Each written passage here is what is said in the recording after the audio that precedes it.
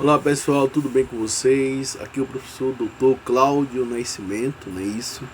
Mais uma vez com vocês nessa aula de Economia Política, onde hoje eu trago um tópico bastante interessante para ser discutido, que é o mercantilismo e cameralismo, né? Então, como vamos debater aí o pensamento econômico, né? Isso, na formação dos estados modernos, né? Onde vai surgir aí essa questão, essa teoria mercantilista e cameralista, né? Dentro da formação dos estados modernos. Então, primeiramente, a gente vai falar um pouco sobre o mercantilismo e seus principais formuladores, né? Aspectos da doutrina e da ação, suas fases. Aqui é o professor Cláudio Nascimento. Então, conforme vocês sabem, as ruínas dos valores, né, inspirados na moralidade cristã, né, sobre a vida econômica, né? Então, é assim. Então, a ruína dos valores inspirados na moralidade cristã sobre a vida econômica, onde nós vamos ter um fortalecimento de uma nova forma de poder, o Estado moderno. Então surge aí o conceito de riqueza metalista, o bulionista, é isso, onde o poder do Estado era a função direta da riqueza do reino, onde o poder do Estado era a função direta da riqueza do reino, cuja grandeza, né, se definia pelo acúmulo de metais preciosos. Ou seja, quanto mais metais preciosos o país tivesse, maior seria o seu poder, né?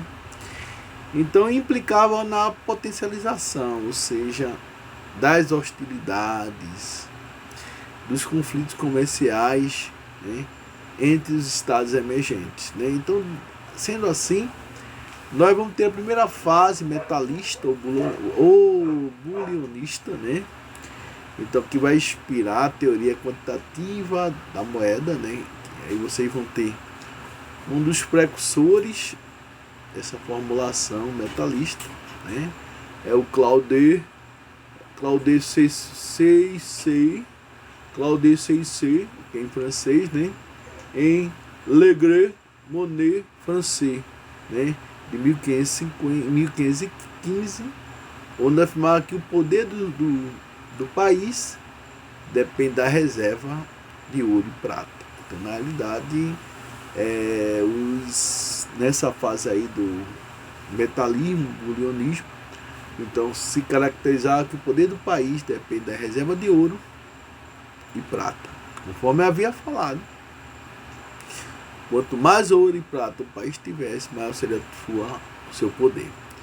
Então, na Espanha, nós vamos ter a evolução dos preços, duas questões: aumento dos preços, desvalorização da moeda, né?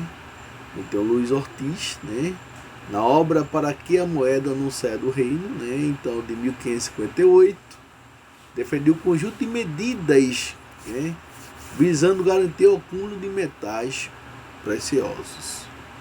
Então, Maletroit, né, questão da fidúcia, a questão da fidúcia, né? Confiança, ou seja, a moeda de conta, né? Moeda de conta fiduciária, né? A moeda de conta, fidúcia, fiduciária, moeda de conta, que é a Libra, né? Que representa em 1556 menor conteúdo de prata, né? Que no século XV, né? Então, embora se pague mais em libras, na realidade não se dá mais ouro ou prata que antigamente, né? Então, vocês vão ter o Tomás Mercado, né? Tomás Mercado, 1569. A elevação dos preços se devia à abundância de ouro e escassez da mercadoria. E surge aí Jean Baudin, que responde a Melestroy, né? E relaciona o aumento dos preços, em primeiro lugar, a abundância de ouro e prata, né? E seguramente a prática de monopólio, ou seja, de escassez no mercado interno, e o consumo de luxo da aristocracia feudal. Então essa análise constitui uma explicação rudimentar de uma análise quantitativa da moeda. Quanto mais moeda estiver circulando no mercado, maior será a taxa de inflação, né? Então, na Inglaterra, o principal defensor do metalismo foi Gerard Millais, né? Cabia ao Estado intervir ativamente, né? Estabelecendo regras e regulamentos, visando coletivizar as vantagens decorrentes das relações comerciais. Então as moedas deveriam ser trocadas, obedecendo o quê? A uma paridade, monetária entre as nações, equilíbrio. Então não havia alterações do fluxo de metais preciosos entre os países.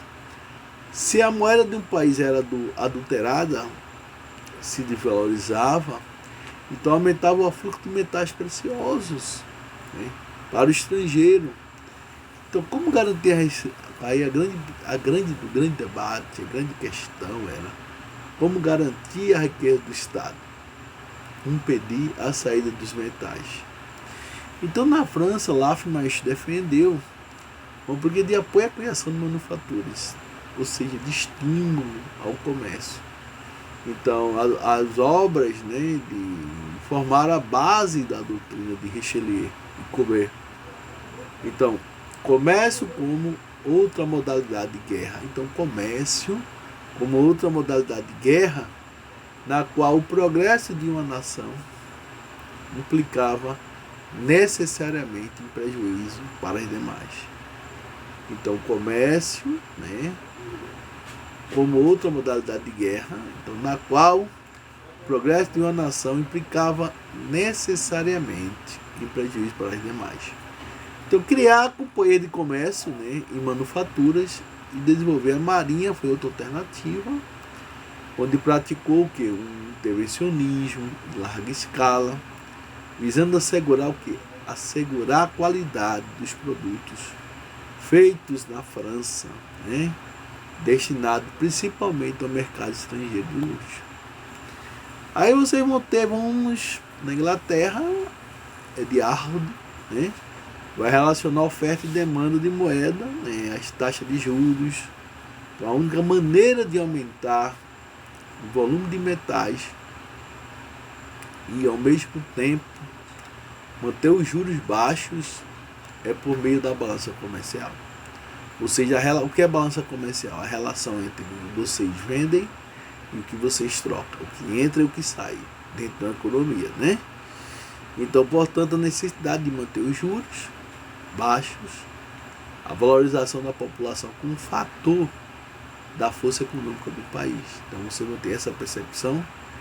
Já havia surgido alguns anos antes, né, na análise de Santo Antônio Serra, né, a importância das manufaturas como principal meio de promover a acumulação de metais preciosos, né? Então, aí vem a segunda fase, que é a teoria da balança comercial favorável, ou seja, tem que exportar mais, importar menos, né? Então, Thomas Moon, né, na obra England, né, então gerencia a balança comercial. Então ele diz que é a parcela de metais que cabia a um país dependia dos ganhos obtidos no mercado internacional, no meio da balança comercial. Então a gente vai dizer o seguinte: esses ganhos poderiam ser ampliados com maior produção, portanto se opunha ao entesouramento e defendia, né, a contínua reinvenção dos ganhos obtidos na balança comercial, na ampliação do comércio.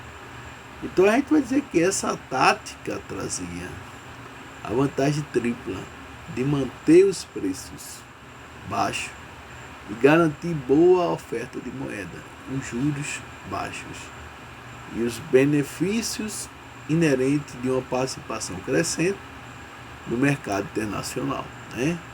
A terceira fase é o intervencionismo, vai deslocar a balança comercial para o setor manufatureiro, né?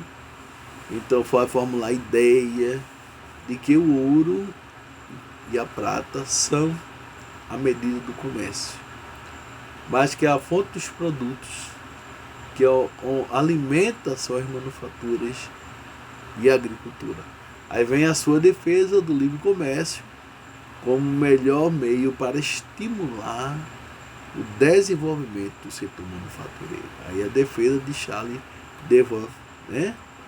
Então, na Alemanha e na Austrália também vai surgir uma variante do mercantilismo, não é isso, que é o cameralismo, que é um Estado forte, capaz de estimular, não é isso, e apoiar a produção interna, né, e se impor aos estados vizinhos. Então dependia das fontes inesgotáveis de receitas, ou seja, e estas, por sua vez, era a função de prosperidade, né, os negócios exercidos pelos súditos. Então Renan, né, ele vai falar um pouco, afirmava, portanto, a primeira coisa que um soberano deve fazer, se quiser obter algo de seus súditos, é ajudá-lo a exercer atividades suficientemente lucrativas. Então a riqueza e poder são conceitos relativos, né? Ou seja, a abordagem que os problemas econômicos, encontros integrados, a políticas e são inseparáveis da orientação e da ação do Estado, né? Então vem a questão do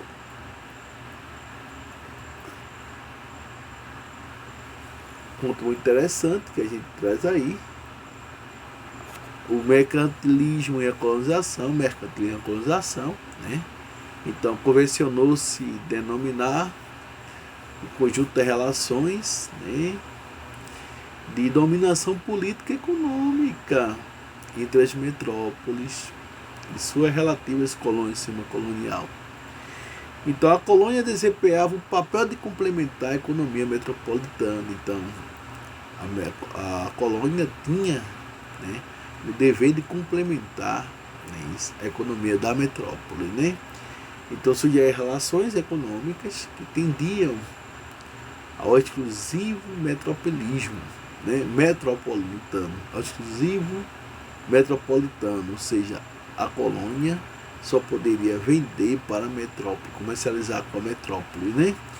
Então, isto é o monopólio exercido pela metrópole no comércio com a economia. Então, vocês vão observar, dentro desse sistema mercantilismo e colonização, o sistema contribuía para incrementar o poder e o intervencionismo estatal, integrando-se plenamente aos objetivos, né, estratégicos da política mercantilista, entesouramento, balança comercial favorável, né?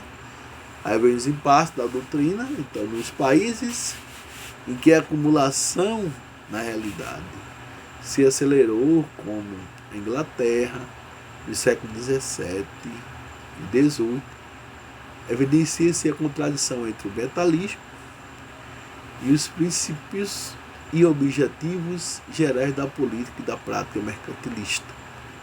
Então, o acúmulo de metais numa determinada nação tendia a elevar os preços internos, tornando os produtos nacionais mais caros, né? Então, é a produção da origem, a produção como origem da riqueza. Então, à medida que se afirmava a vitalidade dos setores produtivos, com base em quê? Com base da prosperidade dos negócios públicos e privados, evidenciava-se o equívoco da antiga visão elaborada pelos mercantilistas.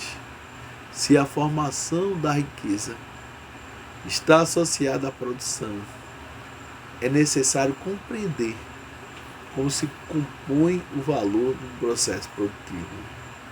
E a primeira abordagem do conceito do problema foi formulada por William Petit, né? Então, William Petit, né, ele vai analisar o valor das mercadorias.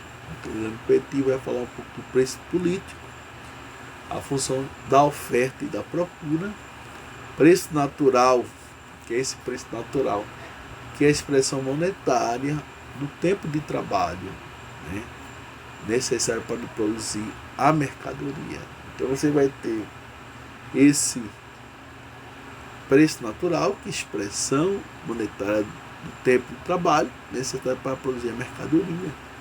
Então o valor criado por uma jornada de trabalho, veja só, o valor criado por uma jornada de trabalho é constituído de duas partes: remuneração do trabalhador e excedente. Trabalho não é pago, o trabalho não é pago, né? Então o produto excedente constitui a renda da terra, o valor de colheita, custo e o juro, o rendimento do capital, né? Então aí nós temos aí essa grande abordagem, né, sobre o mercantilismo, né, que é o sistema econômico, né, onde se colocava, né, que o poder das nações era baseado em metais preciosos, né, metais preciosos. Ou seja, quanto mais metais preciosos nós tivéssemos, maior seria a hegemonia do país, né? Então aí nós temos umas conclusões, que a boa compreensão do balanço de pagamento dera a sustentação, né, as propostas mercantilistas de uma longa série de restrições que afetavam o montante né, e a descomposição do comércio internacional. Ou seja, de modo a assegurar um superávit, né, constante na conta do registro de metais preciosos. Também é interessante a importância do acúmulo de ouro e de prata, né? Como vimos, era estimular a oferta doméstica de bens e serviços, com isso o enriquecimento do reino.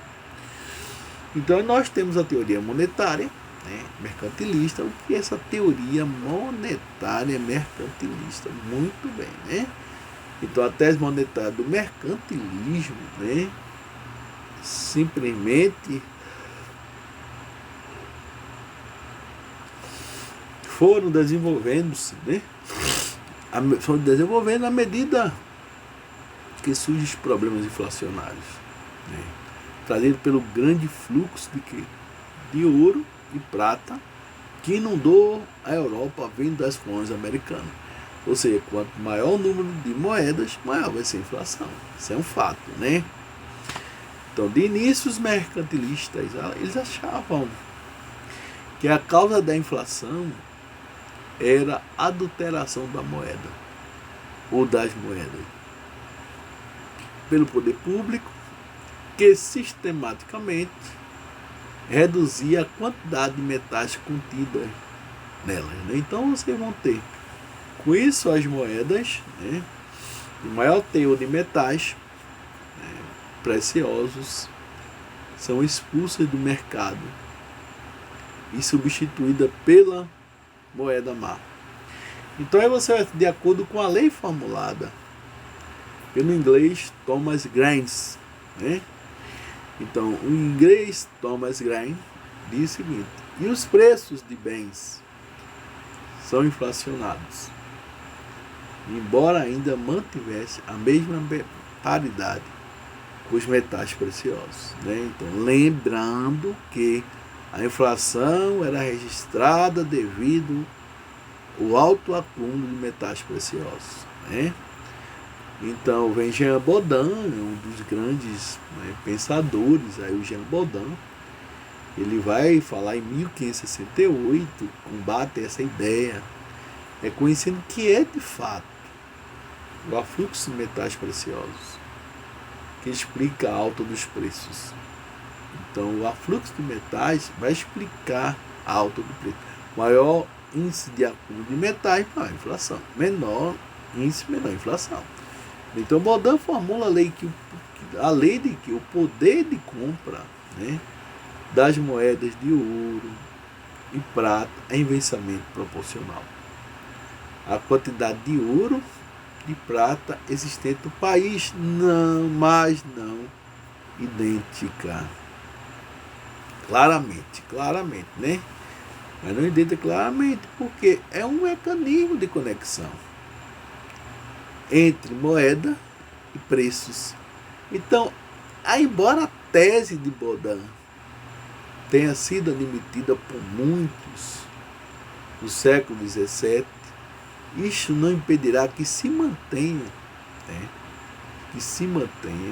na realidade, a crença mercantilista, segundo a qual a riqueza de uma nação está ligada à abundância interna de moedas. Né? Quanto mais moeda tiver, maior seria o poder. Irmão. Mais moeda tivesse, maior seria o poder da nação. Aí vem a ilusão da moeda, a interpretação de como o lado monetário da economia poderia afetar a produção real. Então, era um tanto tosca entre os mercantilistas. Isto é, favorecia a ilusão monetária de se associar riqueza ao dinheiro em circulação.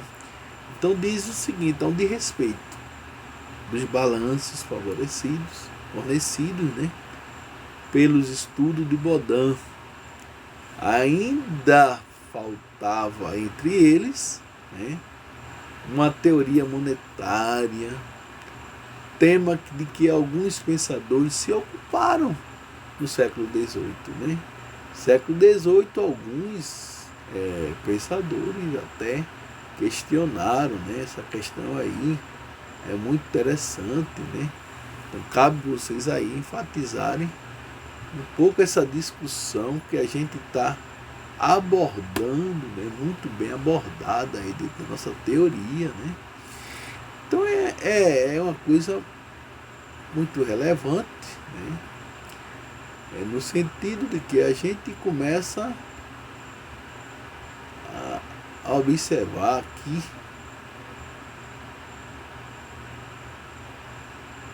um ponto bastante culminante, né? Aqui, que a despeito dos avanços fornecidos pelo estudo de Baudin, ainda faltava entender uma teoria monetária, tema que alguns pensadores ocupariam, né? Então, somente nessa época surge uma compreensão teórica clara de que não seria possível atrair indefinidamente meios monetários para o reino, uma vez que o influxo constante de moeda iria inflacionar os preços domésticos, como reduzir a competitividade internacional. Quanto maior moeda tiver circulação, maior seriam os preços, né? Então vem o mecanismo de David Hume e Locke, né? John Locke. Qual é o antagonismo? Qual é a definição desses caras, de John Locke e David Hume? Então a identificação de um mecanismo interligando moeda e preço deve dar David Hume. David Hume, né? E antes dele o John Locke, né? Em pleno século XVII. Então, tais autores podem ser pensados como os primeiros precursores do que se conhece como teoria quantitativa da moeda. Segundo tal, a moeda afeta diretamente os preços, mas tal efeito é adequado se houver variações na demanda monetária. Então, de modo que as pessoas retenham moeda por menos tempo, né? Ou, em outras palavras, aumentem a velocidade do giro da moeda. Aí vem a teoria do crescimento econômico, né? Então você vai ter outro mecanismo a refrear, né, a relação direta entre a oferta monetária e inflação é o crescimento econômico. crescimento econômico, porque ele permite acomodar as tensões, monetárias sem pressões nos preços. Ora, as políticas mercantilistas, elas perseguiam, né, simultaneamente os dois objetivos. Então, de um lado, o aumento da circulação da moeda era estimulado ao se proibir retenções de metais preciosos. Veja só, o aumento da circulação da moeda era estimulado ao se proibir retenções do metal e crescimento econômico. Era o seu alvo maior. Então, isso é a teoria de crescimento econômico, né? Então, nesse tocante, as teorias do crescimento econômico, do mercantilismo, a política metalista, ela não era irracional. Entretanto, não existia uma base teórica na interpretação do crescimento econômico. Então, a moeda, por si só, não ocasiona crescimento econômico. Nas condições da época, ela seria o máximo uma condição necessária, mas não suficiente. Então, você vai dizer, de fato, o crescimento econômico do período é explicado pelas transformações tecnológicas e na organização da produção, bem como pelo impulso do comércio mundial. Somente no século XVIII e depois Adam Smith viriam que a formular teorias mais arrojadas da explicação do crescimento econômico, né? Então, para os mercantilistas, a moeda estimula o crescimento econômico por dois motivos. Então, a moeda, para os mercantilistas, estimula o crescimento econômico por dois motivos. Primeiro, fornece o serviço de facilitar as trocas, permitindo ampliar o comércio e, com ele, o escoamento da produção. Segundo, a abundância monetária reduz a taxa de juros, né, proporcionando a expansão dos empréstimos bancários e estimulando a produção e comércio. Então, veja, vocês têm dois motivos. Ela fornece serviço de facilitar as trocas, permitindo, né, ampliar o comércio e, com ele, o escoamento da produção.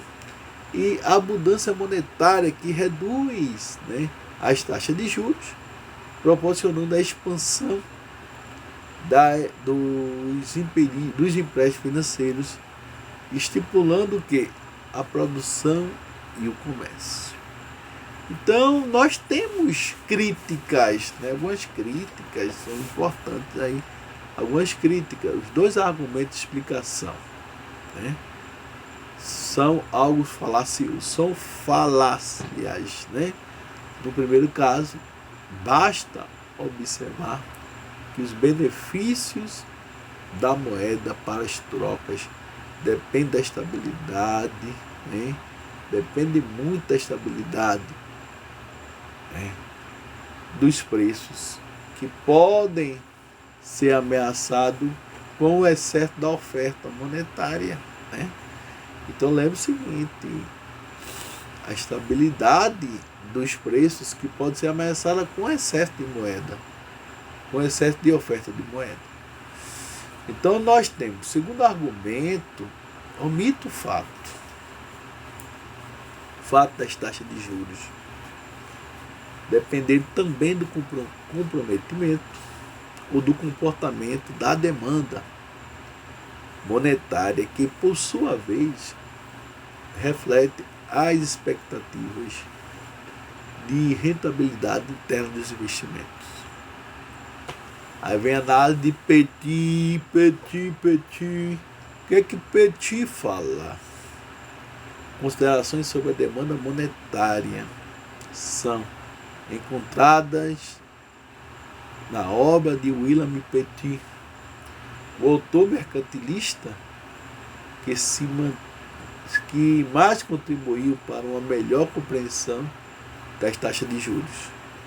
No entanto, a análise das mais inguta do pensamento de Petit não se faz presente na maioria dos escritores da época, né?